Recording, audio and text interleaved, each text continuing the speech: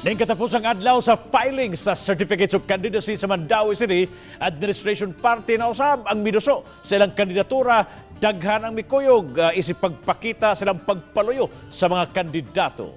Ang detalye ni Nico Serino.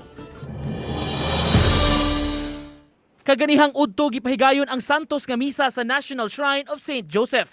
Halos mapuno ang simbahan sa mga mitambong pinanguluhan ni Mayor Jonas Cortez, iyang pamilya, ubang mga kandidato ug ilang mga supporters ug higala. Human sa misa, milahos sila sa COMELEC office sa Mandaue Sports Complex. Tungod sa kadaghan sa mga tao, na busy ang mga pulis ug ubang personnel pagpamadlong aron matuman ang social distancing. Unang mi-file si Cortez sa iyang COC nga giubanan sa iyang pamilya. Gisundan ni Vice Mayor Glenn Bersede dayon ang mga konsihal. Kay nahimo ng Lone District ang Mandaue, mapunan og duha ka konsihal ang sangguniang panglungsod. 12 na ang pilion sa eleksyon. Gisaad sa mayor, ipadayon ang nakapot nga kalambuan pinaagi sa pagtinabangay ug panaghiusa sa mga dagkong political families. Naay political harmony nga nakabot sa Mandaue.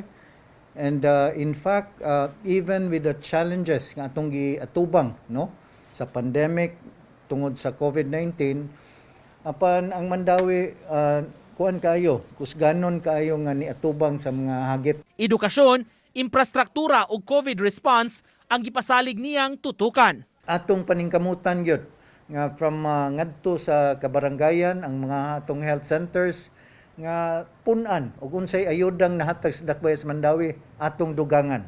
No kay naibawta nga sila mo frontliners gyud. Makaatbang sa kampo nila ni Cortez ang slate sa bag-ong Mandaue, pinanguluhan sa abogado ug kanhi konsihal Olin Seno nga una nang mi-file sa ilang COC. Samtang matud sa COMELEC Mandaue, dugang tulo pa ka mga independyente ang mi-file og kandidatura pagka-konsihal karong adlaw.